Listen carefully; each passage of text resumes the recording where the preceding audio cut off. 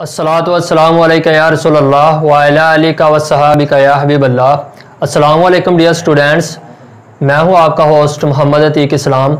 आज हम एक और सोशल इशू के ऊपर बात करने जा रहे हैं।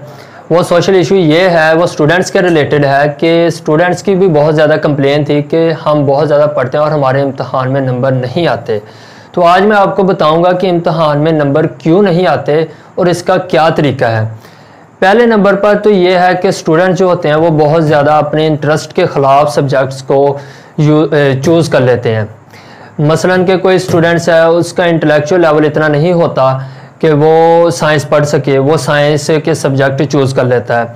फिर कुछ होता है कि साइंस में भी साइंस तो चूज़ कर लेता है, लेकिन उसके बाद वो फिर आगे एक बायो सब्जेक्ट है, वो थोड़ा सा डिफ़िकल्ट होता है एज़ कम्पेयर टू कंप्यूटर। तो फिर कुछ बच्चे जो होते हैं वो अपने फ्रेंड्स का करके, अपने पेरेंट्स के प्रेशर का करके वो बायो को चूज़ करते हैं। तो ये पहले नंबर पर मिस्टेक्स होती है। फिर दूसरे नंबर पर मिस्टेक्स होती है कि ज़बरदस्ती उनको चूज़ करवाए जाते हैं कुछ बच्चों को सब्जेक्ट। तो ये तो पहली जो दो कैटेगरीज हैं ये तो कामयाब नहीं हो सकते। मैंने आज तक नहीं होते देखा कि किसी का इंटरेस्ट के ख़िलाफ़ उसको चूज़ करवा दिए जाएँ, मुंतखब करवा दिए जाएँ सब्जेक्ट, तो वो कामयाब हो गया हो। हाँ, अलबत्ता 100 में से 2 या 4 स्टूडेंट ऐसे होते हैं जो मल्टीपल टैलेंटेड होते हैं, उनको जो मर्ज़ी चूज़ करवा दिए जाएँ। जैसा कि हमारे सर उमर साहब हैं, वो मल्टीपल टैलेंटेड हैं कि उनको कोई भी सब्जेक्ट दे दिया जाए तो वो बहुत अच्छे तरीके से उसको पढ़ लेते हैं, पढ़ा सकते हैं। तो ऐसा हर बंदे के बस की बात नहीं होती। पहली दो कैटेगरी के जो स्टूडेंट्स हैं वो तो कामयाब नहीं हो सकते, जो इंटरेस्ट के ख़िलाफ़ जाते हैं। तो उनका तो मेरी तरफ से यही मशवरा है कि वो अपने इंटरेस्ट को देखते हुए सब्जेक्ट को चूज़ करेंगे तो वो कामयाब हो जाएंगे। वो जितने मार्क्स चाहेंगे वो उतने ले लेंगे। अब रही बात जो उन लोगों की जो अपनी मर्ज़ी से सब्जेक्ट चूज़ करते हैं लेकिन फिर भी उनके नंबर नहीं आते, तो उनके नंबर क्यों नहीं आते? वो कहते हैं कि हमने जी 8 घंटे पढ़ा, हमने जी 10 घंटे पढ़ा। वो पढ़ते रॉन्ग वे से हैं।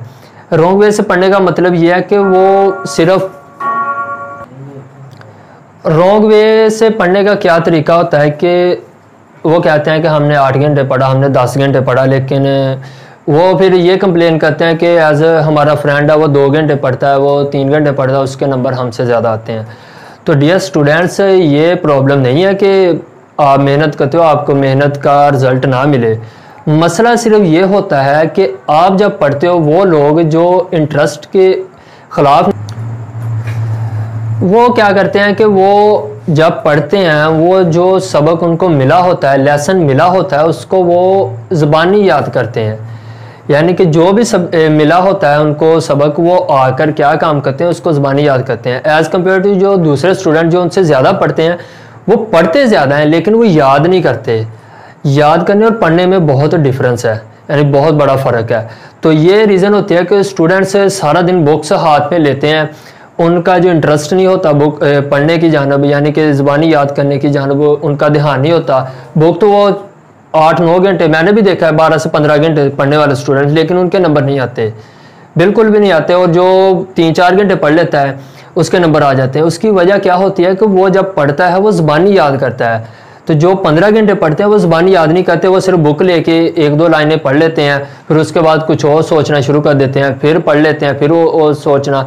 तो फिर जब वो 3-4 दफ़ा पढ़ते हैं तो उनको ये लगता है कि हमने याद कर लिया है, हमारा ये जो सब कुछ है क्लियर हो चुका है, लेकिन रियलिटी में ये नहीं होता। तो ये पहला पॉइंट ये है कि जब भी आपने याद करना है तो आपने बुक बंद करके उसको ज़बानी देखना है कि आपको आता है लफ्ज़ बाय लफ्ज़ के नहीं वर्ड बाय वर्ड। जब आपने ये काम शुरू कर दिया तो आपके नंबर ऑटोमेटिकली बढ़ जाएंगे। तो ये तमाम स्टूडेंट्स के लिए जो कंप्लेन कर रहे थे कि हमारे नंबर नहीं आते। तो फिर दूसरे नंबर पर यह है कि कोई इतना ये रॉकेट साइंस नहीं है, आपने हार्ड वर्क जो है वो करनी है, लेकिन वो स्मार्ट वर्क करना है। स्मार्ट वर्क मीन्स कि आपने 1 घंटा पढ़ लें, वो आप तब पढ़ें कि जब आप पुरसकून और रिलैक्स हों, आपका दिल कर रहा हो पढ़ने को। ज़बरदस्ती अपने साथ नहीं करनी। अगर आप अपने साथ ज़बरदस्ती करोगे, यानी कि आपका माइंड नहीं है, आपका दिल नहीं कर रहा पढ़ने को, और फिर भी बुक लेके बैठ जाओगे, लेकिन आप वो याद नहीं कर सकोगे। ठीक हो गया। तो ये क्या होता है कि ये बंदा अपने साथ क्या कर रहा होता है कि इनजस्टिस से नाइंसाफ़ी कर रहा होता है। तो ये 2 काम आपने नहीं करने। एक तो ये है कि जो बच्चे ज़बानी याद करना शुरू कर देंगे तो उनके नंबर आ जाएंगे। ये कोई रॉकेट साइंस नहीं है।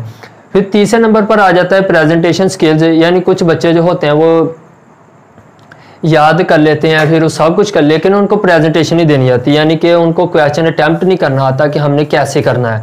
अटैम्प्ट करने के हवाले से क्या है कि अगर एक क्वेश्चन है फिजिक्स केमिस्ट्री या बायो के रिलेटेड, फिजिक्स केमिस्ट्री में ये होता है कि अगर आपको एक डेफिनेशन आती है, मिसाल के तौर पर वर्क की डेफिनेशन आ गई है, तो आपने डेफिनेशन के साथ उसकी एग्जाम्पल और उसका यूनिट भी लिखना है, तो फिर आपको 2 नंबर पूरे मिलेंगे, वरना आपको आप मेहनत करने का कोई फ़ायदा नहीं होगा। तो ये उनके लिए है जो मेहनत करते हैं लेकिन उनके मार्क्स नहीं आते, यानी कि वर्क के साथ उसके एग्जाम्पल और उसका यूनिट लिखोगे तो फिर आपको पूरे नंबर मिलेंगे।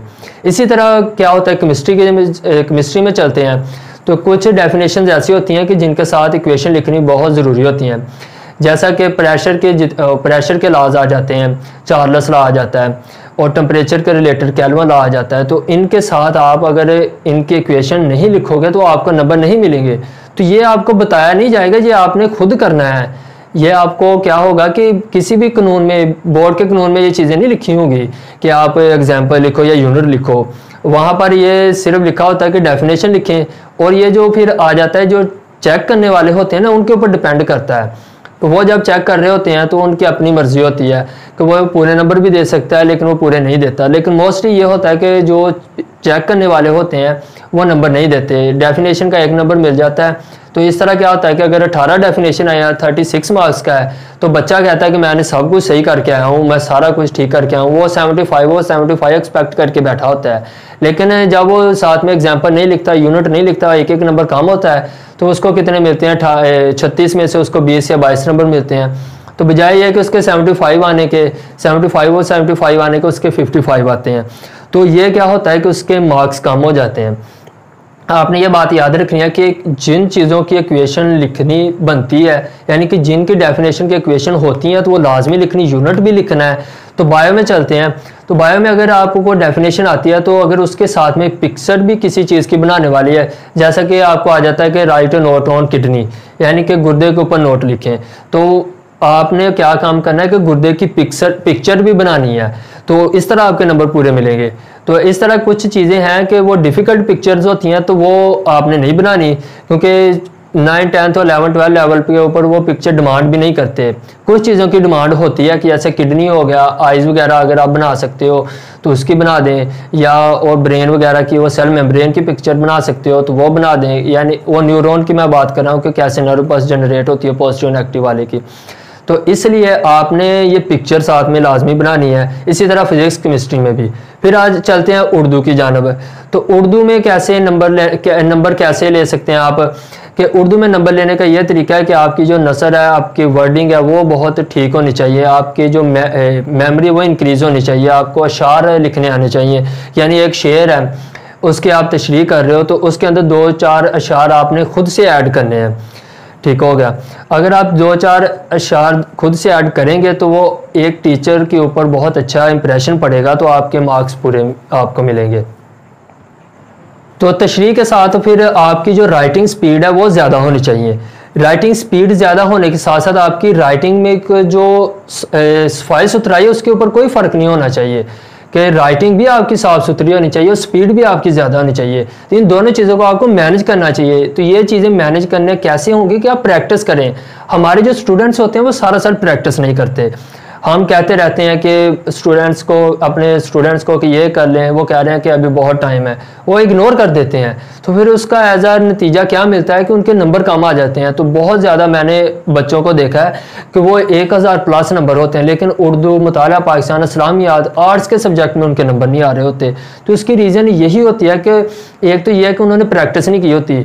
उर्दू, इस्लामियात, मुताला पाकिस्तानी और इंग्लिश में पढ़ना ज़रूरी नहीं है, इसके साथ आपकी प्रैक्टिस होनी भी ज़रूरी है। तो जिस तरह मैथ में प्रैक्टिस होनी ज़रूरी है ना, कि एक क्वेश्चन को आप बार बार करके देखते हो फिर वो आपको अच्छे तरीके से याद रहता है, इसी तरह उर्दू में भी आपको प्रैक्टिस करनी चाहिए। उर्दू में किस चीज़ की प्रैक्टिस करनी चाहिए? आपको लिखने की, कि आप 1 घंटे में कितना लिख सकते हो, आपकी राइटिंग के ऊपर कोई इफेक्ट तो नहीं हो रहा तेज़ लिखने से। अशार लिख रहे हो वो मुतलका अशार हैं कि गलत अशार हैं। हमारे स्टूडेंट्स क्या करते हैं कि इनका जहन में होता है कि उर्दू में हमने खुद से लिखना है, वो खुद से गैर मुतलका लिख देते हैं। तो जो मेरे डियर स्टूडेंट्स, मैं आपको ये कहना चाहता हूँ कि जो चेक करने वाले होते हैं वो पढ़े लिखे होते हैं, वो एमफिल पीएचडी होते हैं, उनको पता होता है कि कौन सी चीज़ मुतल्लिका है, कौन सी गैर मुतल्लिका है। हम अपने आप को सेटिस्फाई करने के लिए अपने से पेपर भर के आते हैं कि हमारे जहन में होता है कि वो टीचर जैसे ही चेक करेंगे हमारी जान छूट जाएगी। तो ऐसा नहीं है, आपने वो मुतल्लिका लिखनी है चीज़ें।